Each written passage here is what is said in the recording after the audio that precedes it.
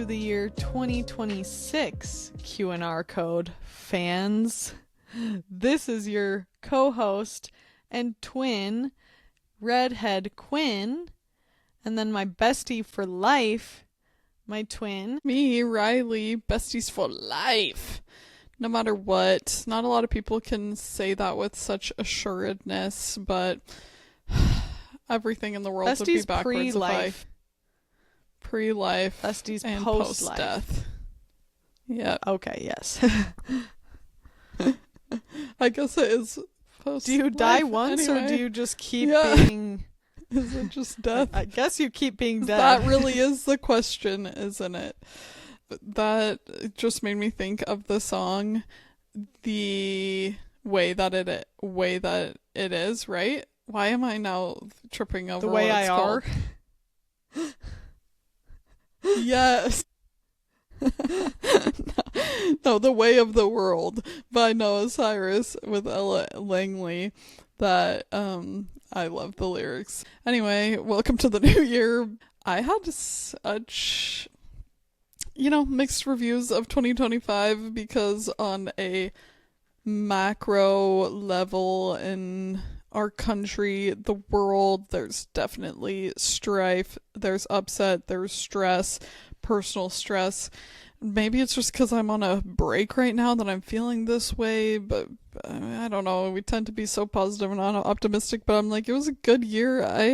I just really have enjoyed my mid-20s, and I feel like there's always the stressors and the hardships and all that going on, but I do feel that I'm just becoming more equipped and competent in dealing with those things, and that I know I'm feeling this way now, and I still have so far to go. I'm still so young. I've got a pretty good grip on things, so that's always something to be grateful for. Yeah.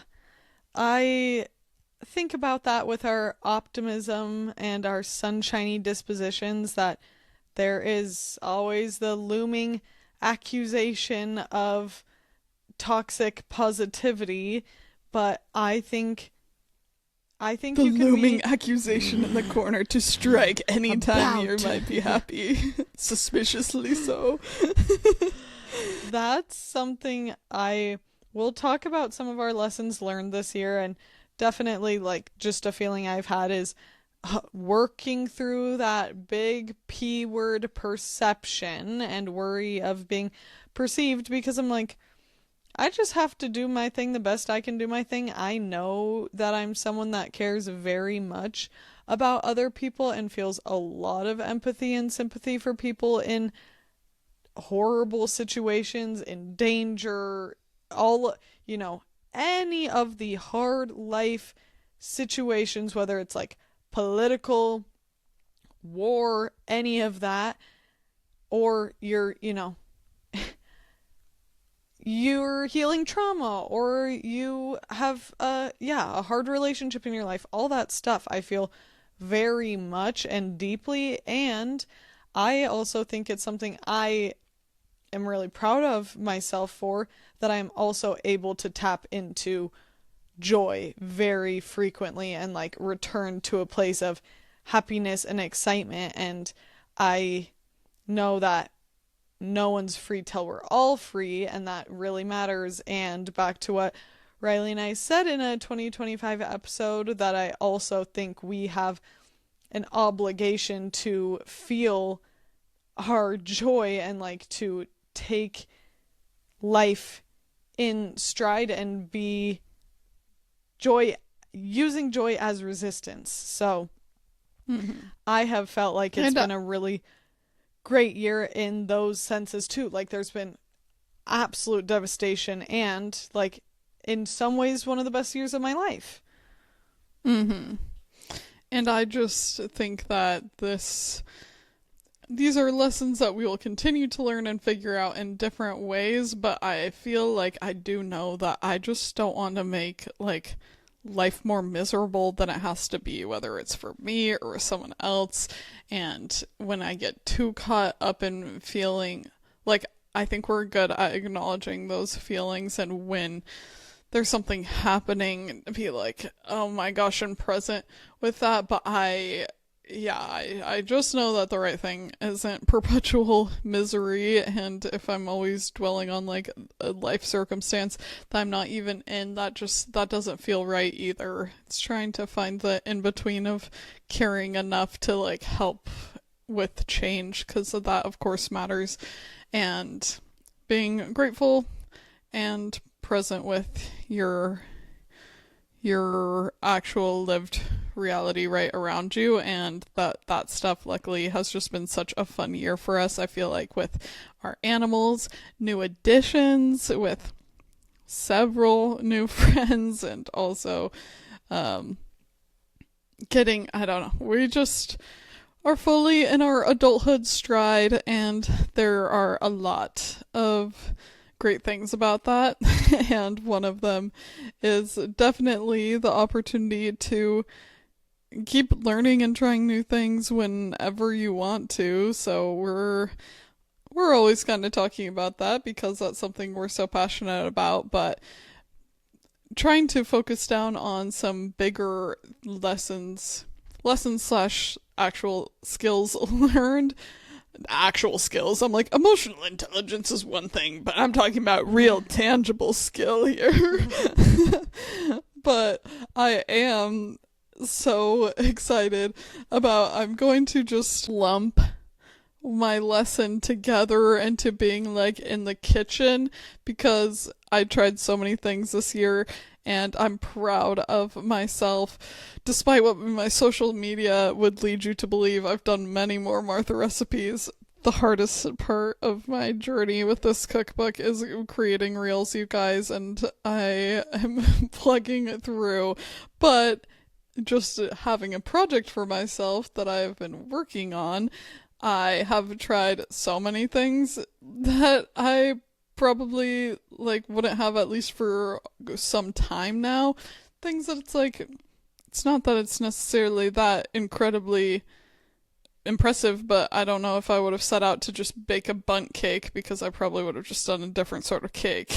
But Yeah. did it for this recipe book, and Riley risked her life shucking oysters. yeah, that I don't enjoy so much. I'm like, I try to tell myself, was that just kind of, were those sticky oysters? But I don't necessarily think that can be passed off Imagine as that. if when you went to have oysters, like oysters on the half shell, it was like, you have to earn this bougie thing by shuck your own. I think that they would be a lot less popular. What would restaurants do for like make you sign a liability waiver? They're like, even if you stab yourself in the palm with this knife, this is not our fault. Yeah. And you're in your like beautiful, evening attire and just having to. Yeah, it scares me. It gives me a pit in my stomach thinking about you doing that. So thank you to the oyster shuckers out there. Yeah. But beyond that, I don't know, just so many things, and I feel that it just has boosted my confidence in general, feeling like I can just read a recipe and try it. It might take me longer than it takes them. It might not turn out exactly right, but it's fun to just feel like, why not? Let's just try that out. And to that point, anyone that knows anything knows that I love duck. And the first time I had duck as a child, I remember having a bite and being totally sold. Yep. Yeah, delicious. It's like all my favorite things about meat. Like it's darker meat, has a good fat cap on it, moist, just delicious. I have been known to flock that way on a menu, and I had never cooked it before, and it was one of my Martha recipes coming soon, you guys. I will get on that so you get to see that the recipe that also required me making a Persian rice that I had never even eaten before but have seen multiple times and wanted to eat it. It's like it's called tadig, and the bottom of the rice gets like all crispy in the bottom of the pot, so it turns like goldeny, Whoa. and there's butter and saffron water in there. And I did a pretty good job for that as well. Maybe not quite exactly where I would like to take it in the future, but I was just very pleased because it's something that I've never even eaten it before, you guys. I'm just a girl from Wyoming. I haven't had a lot of Persian food before, and I did it for myself, so I'm excited about Riley, that you learning have to corner. tell Mick. You have to tell our I friend know. Mick. I Send some know. photos. He would love that. Well, I love 100%. your kitchen journey. I have benefited from it both directly and indirectly because you're an inspiration to us all. And that's such a fun thing. And those are, I would venture to say, you and my favorite type of skills and lessons to learn are those type of like tactile, applied, doing something with your hands, especially something that leads to direct benefit and results. That's a pretty awesome thing to do for yourself. I thinking about like, you know, it's the new year, resolutions, thinking about Riley's in my podcast episode. I feel like goals, it's just as important to take the time to focus on goals for the upcoming year as it is to reflect on the year behind and not be living in the past, but take that time too to reflect and grow, and whether it's reevaluate or just notice what your year or life was like. And as people who have a very much yearning sense of wanting to grow and to like be our best selves we can be, to live our best lives, I think it's important to also be very aware of the past, like who you've been, to realize who you can be, to be your be living your best life. But something that I would say my number one biggest takeaway that I implemented and that really this year has actually stuck with me. It's one of these concepts that you can hear and you can say and you can think, but it just feels very different when you actually apply it, is the concept that life is too short to wait any longer to do what you want to do. Like exactly what you want to do. And I think how we think about our goals and the life we aspire to in America widely can be like a thing that you're working your whole life toward, and that you need to save up years and years for, and that like you need to put the hard work in first. Yes, hard work needs to be put in to realize your goals, and different things take different lengths of time. I feel like 2025 is a year that I was able to, I think it was both like mentally reckon with and have had enough years of being financially literate and working really hard at saving money and being disciplined with my money. And yeah, like I really think mentally having the switch flipped in my life of, oh my gosh, I'm living right now. I don't have time guaranteed. I want to do what matters to me and calls to me most in the world now. I do not want to wait 5 years. I don't want to wait 2 years. I don't want to wait any longer because I'm working very hard toward my dream life and I'm ready for it. Like this is it. I've got to do this now. Mm-hmm. And for me, like that's pretty directly horse, mule, just like this animal and land lifestyle.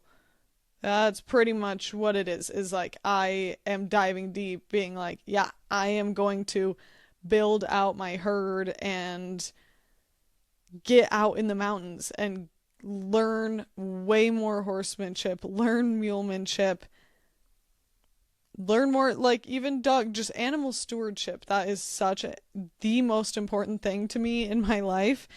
And I had to adjust other parts of my life to make that Just work. kidding. Yeah.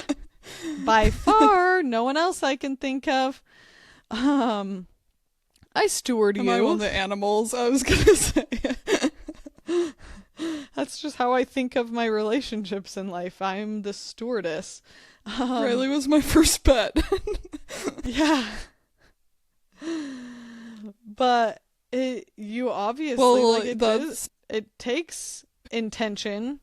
It takes consistency and discipline and hard work. I couldn't have the day that I had this dream to begin with. Obviously, I couldn't be like, well, that day is today and all of this is being acquired.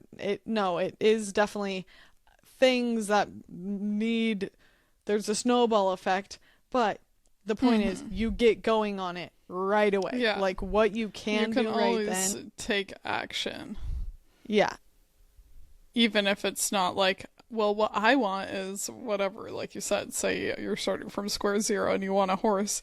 Maybe you start by volunteering in a barn where you get to get experience and things like that. Like there's intentional steps action towards it. But Quinn, I'm so happy that that's the energy that you're feeling like aligned with, because I do feel like it's what you've been up to, and you've been super on top of that education this year. That has been Quinn's. If you want to know if Quinn's watched a show recently, is that show mulemanship videos on YouTube? Because if so, then yes. Yes, I do. Very much. Podcast clinics, in-person clinics planned for this year, which is very exciting to look forward to. That's what we do with our human relationships with people if we want them to last. So you have to be like that with your garden and your plants and your animals. You have to be putting that intentional energy consistently towards any of those things that you care about if you want it to last and be strong. Most definitely.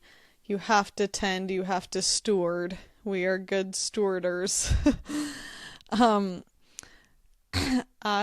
Another little like New Year's resolution take from me is that I think maybe, I don't know if it's how other people do it or if this is more of a personal thing, but how it feels is like a lot of people when setting like New Year's resolutions, I think why a big part of the reason it can feel like, oh, this is dumb and this is not actually leading to change and this, like, it's not productive. I see people's New Year's resolutions and it's like going from exactly living oppositely of the way you want to be and then being like, work out 5 times a week, read 30 minutes a day, call a friend every day, to be like, I want to be exactly the evolvedest version of myself I can be starting January 1st. That is the type of vibe that then I get why people give such a hard time to New Year's resolutions. I think, like our famed episode talking about goal setting with Mr. Andrew Huberman, it is one thing that I find helpful to be like brain dump, bullet point journal of all the things you wish like that. Like you can say, if you're aspiring to your highest self, what do all of those habits look like? And then to really set an effective goal, you get very specific, you decide on which is the first and most important one to you to change, and then make action items and extremely clear steps toward the first step to making that thing happen. But I still think, yeah, it's helpful to do that thing of like brain dump who you want to be. But also, I think with the New Year's resolutions that instead of it being so much like habit changing resolutions, I want to have a tiny bit of that sprinkled in there and like being my most evolved self in that way by, yeah, I'm going to continue working away at the habits I want to have, but are also like bucket list items. I want to, on my resolutions, like have things that are also just pretty much just fun. Like, yes, it takes action, it takes planning and coordination, saving up for or whatever it is, but I definitely want to have bucket list items be part of like my plan for every new year. I love that. I think that that's a great thing to also make your habit building more sustainable because it can kind of give you that reason. That's another thing that I was thinking about reflecting on last year with, I already told you guys about like setting my running goal, and it's like, but what's really the intention behind that? And clearly the desire is not there, so that's already going to be a huge hurdle in achieving this goal. So if there's nothing else compelling it, then of course, like, you can just be of the mindset of like, yeah, but you know, if you really wanted to and your mindset is everything, okay, that's cool, but our brains, I actually don't think are super successful that way, and we can force ourselves to do things only so many times throughout any given week. So if you're like forcing yourself to do 6 new habits that you don't even really understand why or what you're working towards, I don't know. I feel like this is such a work in progress for me. It has been throughout my life because even though I'm an organized person, I I struggle with the planning in a journal and reflecting in that way, and I am figuring out what works best for me. It's always been so hard for me to like write down any like goals or resolutions or even intentions like that for the coming for my future, and I think that that can be such a nice thing to do and also a cool thing to look back on, and I struggle with it even when I'm writing journal entries. A lot of the times it's been like I kind of want to just fictionalize parts of it or just not. I feel, I guess, It's the strict creative with writer myself. in you. Yeah, and I feel sometimes strict with like what I'm putting to paper, even when I'm writing an agenda page, of being like, yeah, but then I'm just gonna feel badly if I don't get to these tasks and they're not checked off, so I just don't do it. And that's something to that is a personal unpacking and working on situation of like, yeah, it's not freaking engraved on your heart. You don't have to like hold yourself to it if you realize that's not going to work for you anymore. But anyway, Riley watched Harry Potter too young, where there's the what is that oh quill that gosh, it's like basically yeah, what I you said. must You not write it tell and lies. yeah, scary. Um, don't hold me accountable for that. But I think that that's why a lot of people too like the even writing something down and burning it, because then it doesn't feel like it's still existing out there. It's like I got it off of my mind onto a page and now it's like bye bye. Yeah, I don't Do know, not but stroke hound dog ears like that, Riley. Just do not. Give me one. Give me, it's like the rabbit foot keychain. Give me one. yeah. Yeah, exactly. They are just particularly soft. When did I say this on the pod? I don't think so. That when we were in New York City, I met a basset hound on the street, and I was petting them and petting their sweet ears, and then I realized, oh my god, I'm petting Basset Hound freaking city street ears. You know these things have been dragging all over goddamn Queens. Shouldn't touch this. No, worth it. Worth Totally it. They worth were it. super soft, except for that Basset Hound did jump up on me and put a paw print on my white shorts, and I said, okay, I will forgive you because you're a hound dog, and I know you can't help but be naughty. You have a very specific experience with this. Well, I'm thinking about our new year, and there's just so much. I know that I'm growing really closer and closer all the time into who I believe I truly am, because I'm like, there are things I want to change and improve upon. Of course, I always yearn for learning and improvement. And I'm also very happy with myself and my life. And I feel like that's a positive thing going into the new year, too, to feel like, keep up the good work, Buster. Pat on the back. Like, Yeah. just keep on trucking. Yeah.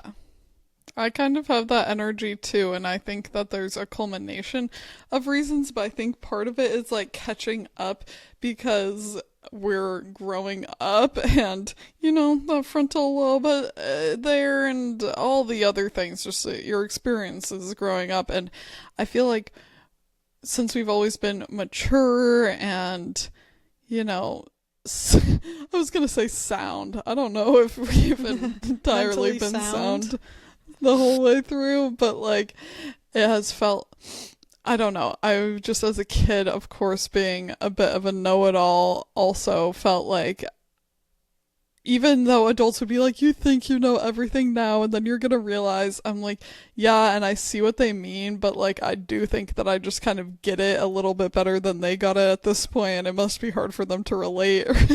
But then you're like, okay, I think what has changed for me so much is realizing, of course, I've always been like, yeah, I'm in control to my reactions to things, but then I was truly like really grasping most of the times my mood, my energy, how I react is so heavily within my own wheelhouse. How I interact with a person, how I react. I'm not saying that there's not such thing as somebody pushing you to a point and there being triggers and all those things happen, but I feel like I've just gotten better and more practice at not really allowing that to get under my skin as much, and you just feel a little more unflappable, which has made me like overall more positive, and I feel like just the day-to-day not feeling as irritated, I guess. Mm-hmm. And I think that's partially also learned behaviors from people around us, that it can be really heavily influenced by the sort of group that you're with. I'm learning to continue to show up the way that I want to show up super consistently, regardless of there, you know, being someone that's bothering you or something going on in your life, just still realizing that you can show up the person that you want to be to any given situation. Yeah.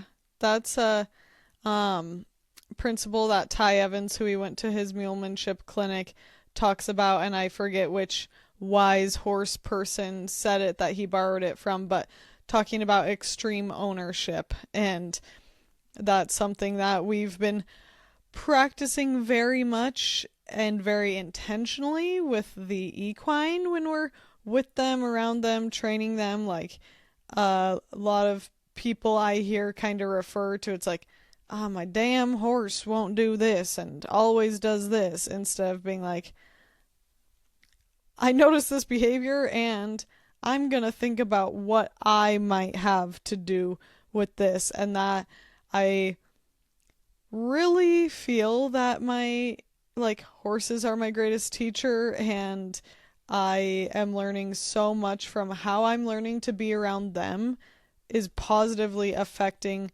how I am just as a person and how I am around people, because they they require so much patience, but for me, it's easier to give them patience than it is to give people patience in some ways.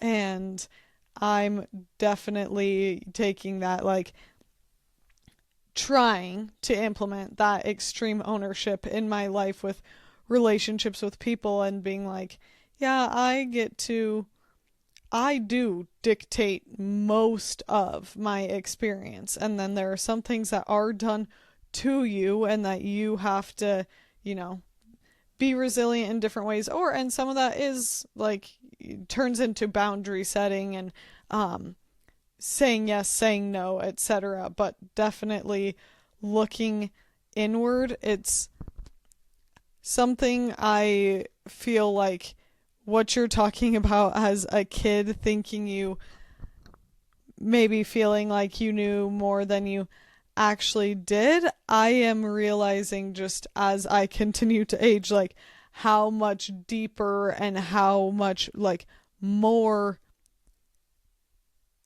I actually can take ownership of my life. Like I already thought Yeah. I was in a lot of ways, and now it's just coming to the surface more and more where it's Yeah. like, oh, yep, noticing that I can take accountability for that. Yeah, because it's not even, I think what can be frustrating as a kid, like I kind of know I'm not showing up right now the best way, but I don't know what to do with these feelings. I only know, what is being modeled for me and what I'm trying to figure out for myself, and I'm feeling so frustrated. So I'm maybe like being a brat in a way that it doesn't feel good. Like I know I'm gonna have to apologize for it, but it feels like it just happens in the moment in certain ways, and that's just one example. But I don't know, I just feel like even then when you're older and in college, there were definitely still plenty of times where I'm like, I kind of like, I do have the sense that this isn't really the way I'm wanting to be showing up, but it's clearly the choice that I'm making, and it just, I guess, takes practice and time and unlearning to unwind those things that you're like, I've just always reacted this way, even though it like hasn't been necessarily the way I'm proud as to or want to. And with taking extreme ownership is also so hard because then you feel like so much stuff is your fault, which can be really not pleasant, but then it's also great because you realize, oh, if it's my fault, then at least I have a degree of control over the situation, and there are certain things that you have no degree of control over other than how you're feeling and your reaction and whatnot. So it's a good muscle to build.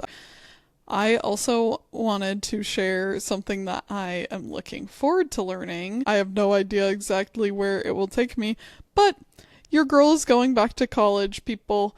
I'm enrolled in a community college class that's about to start that is Intro to Construction. So I hope that I gain some skills that will make me significantly more handy and aware of fixes and potential ways to build things. Our dad, if you don't know, built our home that we grew up in. He's been in construction for decades and has built really cool, beautiful things, puts a lot of intentionality into it. I've always respected that he doesn't do the job just like get it done. I am so impressed by our house. It's very like detail oriented, but he carries that over into other projects too. It's not just because he wanted to have a nice house for himself. I like that he likes to, the saying that he and our mom instilled with us, a job worth doing is a job worth doing well. And so that was a cool example, but I don't have much experience other than us as kids in the garage constantly finding a hammer and nails. We would grab kindling and tink, tink, tink, put together sailboats and put together stuff like that. And then in middle school we did shop, but yeah, it's been a while and I'm looking forward to it. And I know that this is only a 4-week intro class, people. I'm not going to be building a home right after this, but I hope that it sparks a Riley, little flame. the sky is the limit. The sky is the limit. I'm so excited about that. And we mean what we say about being lifelong learners. We mean it, whether it's a college course or whatever other form of continued education. It's just truly so satisfying and empowering. So I am so happy for and proud of you. And it just feels like that stuff keeps your brain alive. Like learning new stuff and putting yourself, even the social aspect of you having to go into a new place that you don't know anyone and you're alone, and probably there's going to be quite a few men, would be my guess, but it would be awesome if it's balanced with some ladies. But you'll be bringing that to the table whether or not there are other women, and I think it's very important, just like it's important for men to listen to the Q&R code and podcasts and whatever, read books by women, listen to women, have conversations with women. Those men will be positively impacted by having you be a part of it and having a different point of view. I thought you were going to say that it was positive for me to get the opinions of the young men too, and I'm like, yes, Quinn, yes. I love that. Oops, forgot that part. Yes. Yes, and that we also... Anyway, but yeah, it's just going to be funny because I'm like, is it going to be literally like 18-year-old boys, or is it going to be like, oh, this is a diverse community college population of different people like me that are maybe more non-traditional learners? Time will tell. But I'm prepared for whatever the classroom throws my direction.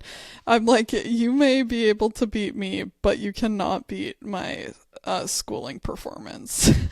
my academic drive. Riley's going for a perfect day. I don't think will be my most academic. I don't think this will be my most academic venture yet, but I'm excited. And who knows? What if they're like so much reading assigned, essays assigned? Riley's like, I just so want to put glue on wood. This is a 4-week course, and there is a 10-week cumulative research paper due at the end of it.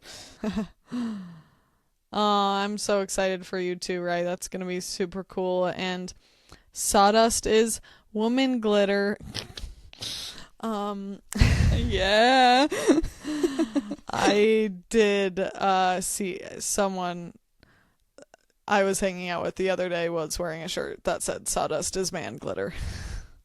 Okay, slay. I'm like, if what? You can't act like you're not in drag right now. Like, you're literally, straight white men are so like, oh, I'm so cool, and then they wear a shirt that says that.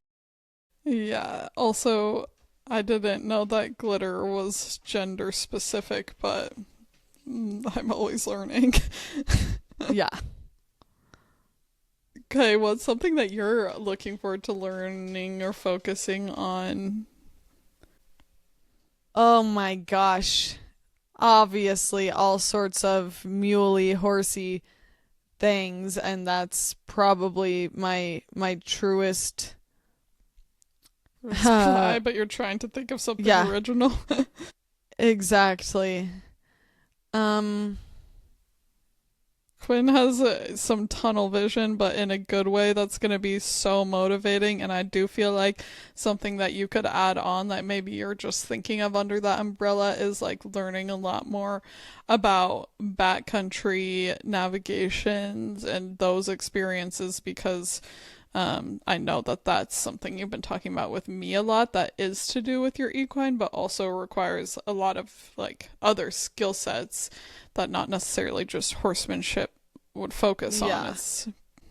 I definitely want to brush back up on more outdoor survival skills. Sean and I just talked about that we should take wilderness first aid again, because it's been many years since I did that. Yeah. That's so funny, because I just brought up with Brayden literally today, where I was like, no wonder they make you renew those courses, because not strongly recalling my wilderness first aid from college.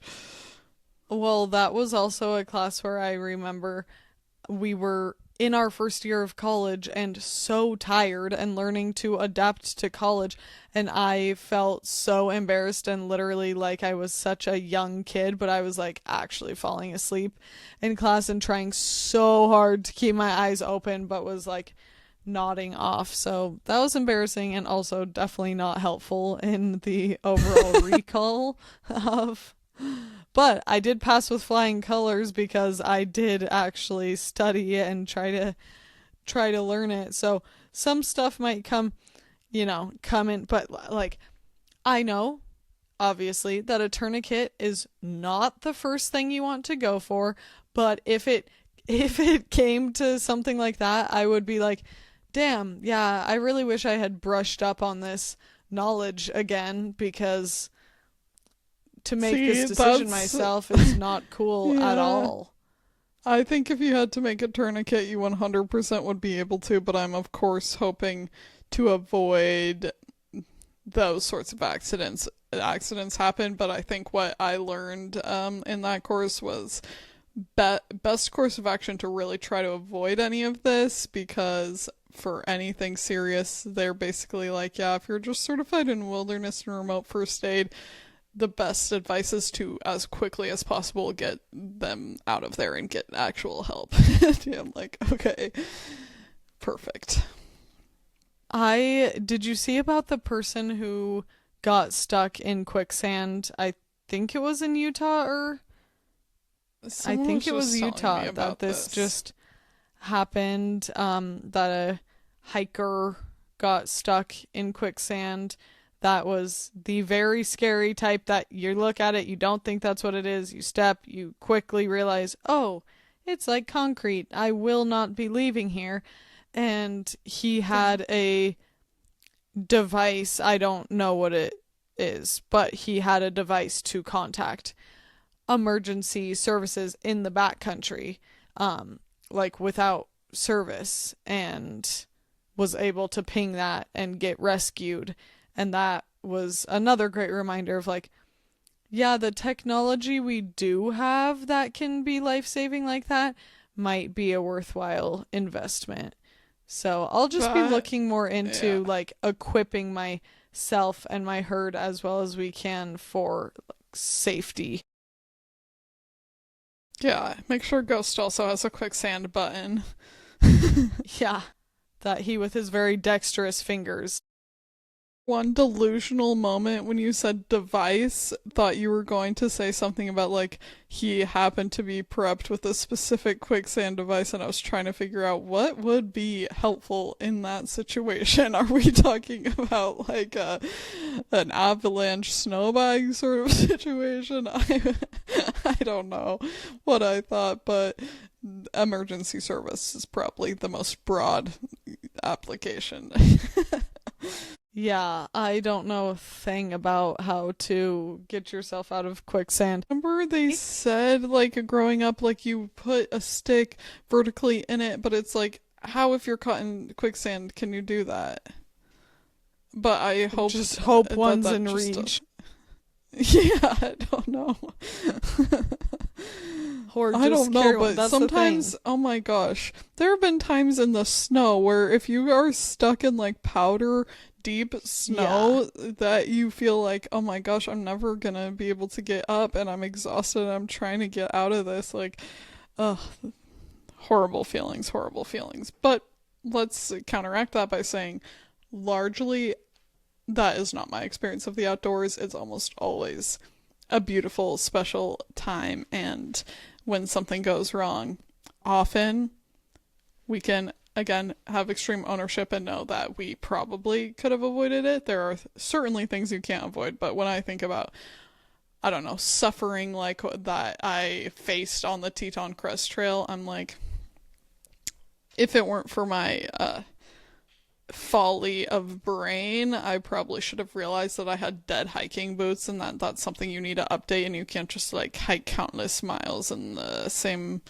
boots and other Yeah. other little things like that that you just sometimes have to learn the very hard way. Oh yes. Hard lessons are gonna keep happening for us, and 2026, I'm sure, but we're trying to get wiser with every year.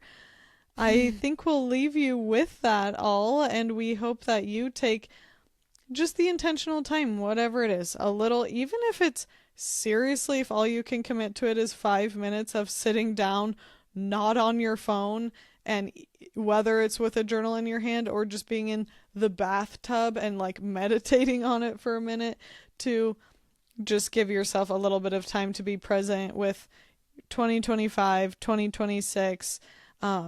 I find that those little moments to just like breathe, be present with your thoughts, check in with yourself, it is really important, and I don't think it's overrated. I think in this busyness of the world and life, it's very crucial to keep checking in and being present with ourselves.